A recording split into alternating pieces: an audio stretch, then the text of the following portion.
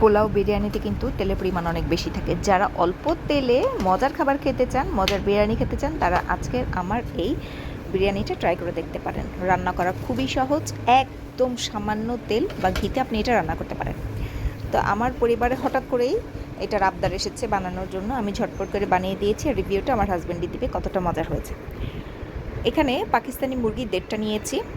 সব গরম মশলা, এলাচ, দারচিনি, লং দিয়ে দিলাম। 2 টেবিল চামচ আদা বাটা, 2 টেবিল চামচ উঁচু করে করে কিন্তু রসুন বাটা দিয়ে দিলাম। এছাড়া দিয়ে দিব 1 চা চামচ লাল মরিচের গুঁড়া, 1 চামচ ধনিয়ার গুঁড়া, 1 চামচ জিরার গুঁড়া, আর বিরিয়ানির মশলা দিব 2 চা চামচ। বিরিয়ানির মশলাটা এখানে আমি দিয়ে দিব। আচ্ছা, গোলমরিচের গুঁড়াও দিতে হবে আধা চা চামচের মতো। 1 টুকরা লেবুর রস দিলাম। এখানে যাবে কাঁচা পেঁয়াজ। এখানে আপনি পেঁয়াজ বেরেস্তাটাও দিতে পারেন, সেটা দিলেও বেশি ভালো হয়। আসলে রান্নার সময় আমি ভুলে গিয়েছিলাম, আমি কিন্তু অলরেডি পেঁয়াজ বেরেস্তাটা করেছিলাম। যাই হোক, আর 2টা টমেটো দিয়ে দিলাম, স্বাদ মতো লবণ এবং সয়াবিন তেল দিয়ে দিলাম। খুব অল্প পরিমাণে, খুব বেশি তেল আমি এখানে ব্যবহার করিনি। আচ্ছা, এখন নেড়ে চেড়ে মশলা সব কিছু ভালোভাবে মাংসের সাথে মিশিয়ে ঢেকে রান্না করব। আমার মাঝখানের একটা ক্লিপ ডিলিট হয়ে গিয়েছে, যা করে মুরগির রান্নাটা যেভাবে হয় ঠিক সেভাবেই আমার রান্নাটা হয়ে গিয়েছে। যখন এরকম হয়ে যাবে, আবার একটু ঝোল থাকবে, এরকম ঝোল অবস্থাতেই আমি মাংসটা নামিয়ে নেব। নামানোর আগে 2 চা চামচের মতো গুঁড়া দুধ দিয়েছি, চিনি দিয়েছি, আর টমেটো কেচাপ দিব। এগুলো দিয়ে ব্যালেন্সটা চেক করে নিব, টক ঝাল এবং লবণ, চিনির ব্যালেন্সটা চেক করে নিব। চেক করে নিয়ে আমি এটা নামিয়ে রাখবো। একটু ঝোল কিন্তু রাখবো, কারণ বিরিয়ানি রান্নার সময় এটা প্রয়োজন হবে। পেঁয়াজ বেরেস্তা করে নিচ্ছি। বেশ খানিকটা পেঁয়াজ এখানে দিয়েছি, বেরেস্তাটা লাগবে, বেশ ভালো পরিমাণেই লাগবে। 1 বাটি পেঁয়াজ হবে, প্রায় 6-7টা পেঁয়াজ। আচ্ছা, পেঁয়াজ বেরেস্তাটা করা হয়ে গিয়েছে। এখন আলুটা ভেজে নিব। আলুটা ভাজার আগে আমি সামান্য একটু লবণ আর একটু জাফরানের রং, যেটা অরেঞ্জ ফুড কালার, সেটা ব্যবহার করেছে। উল্টে পাল্টে খুব ভালোভাবে আমি আলুগুলোকে ভেজে নিব। খেয়াল রাখতে হবে যেন এই ভাজার সময় আলুটা 80-90% সিদ্ধ হয়ে যায়, কারণ যখন আমি এটা দমে দিব বিরিয়ানির সাথে, তখন কিন্তু খুব বেশি আর সিদ্ধ হবে না।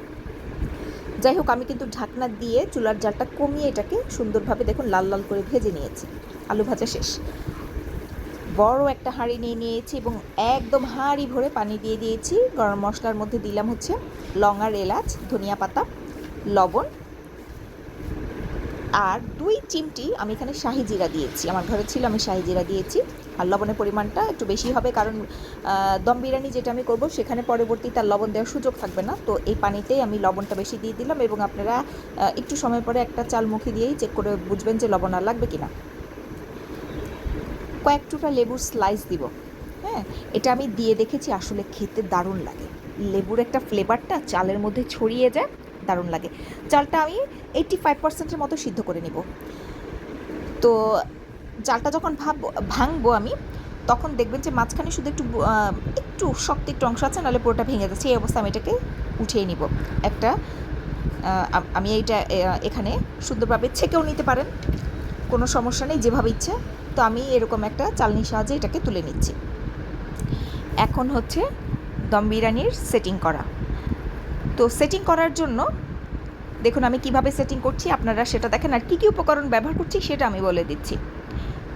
পেঁয়াজ বেরেস্তা, আলু ভাজা, কাঁচামরিচ, ধনিয়া পাতা, কাঠবাদাম বাটা, কিশমিশ, গুঁড়া দুধ, এই উপকরণগুলো আমি এখানে ব্যবহার করেছি। তো প্রত্যেকটা লেয়ারে আমি এগুলো দিচ্ছি, কীভাবে দিচ্ছি সেটা দেখে নিয়ে গুঁড়া দুধটা অবশ্যই দেবার ট্রাই করবেন।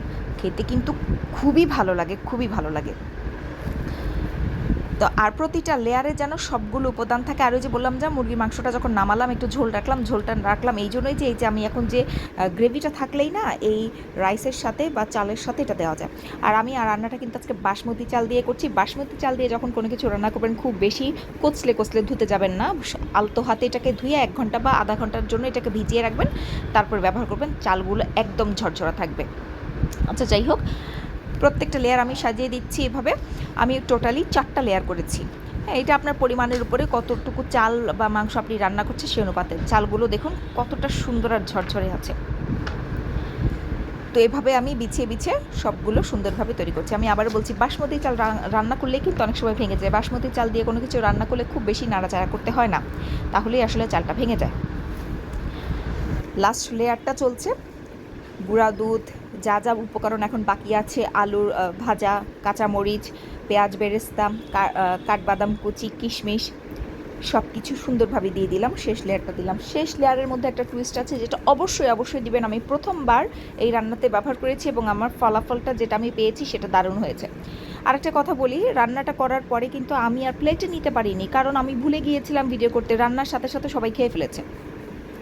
টমেটো স্লাইস লাস্ট লেয়ার, কিন্তু এটা টমেটো স্লাইস আর হচ্ছে লেবু স্লাইস অবশ্যই দিয়ে এভাবে একবার রান্না করে দেখেন। লেবু স্লাইসটা দেওয়ার পরে যে মানে আমার কাছে ভীষণ ভালো লেগেছে, এই জন্যই বললাম অবশ্যই ট্রাই করে দেখবেন। আর শেষে আমি একটু ঘি দিচ্ছি। এই ঘিটা খুব বেশি স্পেশাল, কারণ এই ঘিটা এসেছে মিশর থেকে। আমার হাজব্যান্ডের একজন কলিগ প্রতি বছর আমার হাজব্যান্ডের জন্য এই ঘিটা নিয়ে আসে মিশর থেকে। খুবই স্পেশাল আমার জন্য, তার নিজস্ব গরুর ফার্মের গরু থেকে উৎপাদিত এই ঘিটা।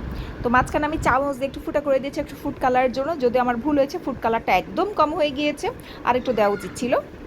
আমি এখানে হলুদ ফুড কালারটা ব্যবহার করেছি, আপনারা চাইলে অরেঞ্জ ফুড কালারটাও ব্যবহার করতে পারেন, কোনো সমস্যা নেই।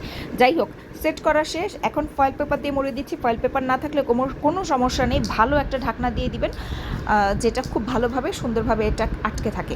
হ্যাঁ, বাষ্প যেন না বের হয় সেরকম চেষ্টা করবেন। আর যদি দেখেন যে বাষ্প বের হচ্ছে, একটু আটা লাগিয়ে নেবেন। তো আমার কাছে ফয়েল পেপার ছিল, আমার কাছে এটা সহজ মনে হয়, আমি ফয়েল পেপার দিয়েই পাতিলটাকে মুড়িয়ে নিয়েছি। এখন উপর দিয়ে একটা ঢাকনা দিয়ে ঢেকে দিব, আর তাওয়ার উপরে পাতিলটা বসিয়ে দিলাম। প্রথমে 5 মিনিট হাই হিটে রাখলাম, তারপরে চুলার জালটা কমিয়ে আমি আধা ঘন্টা চুলা রেখেছি। আধা ঘন্টা পর এখন আমি আপনাদেরকে খুলে দেখাচ্ছি কী অবস্থা বিরিয়ানির। আমি কিন্তু আগেই বললাম এটাই আমার লাস্ট স্টেজ, কারণ আমি প্লেটে বেড়ে এটা দেখাতে পারিনি, তার আগেই খাওয়া শেষ হয়ে গেছে। সবাইকে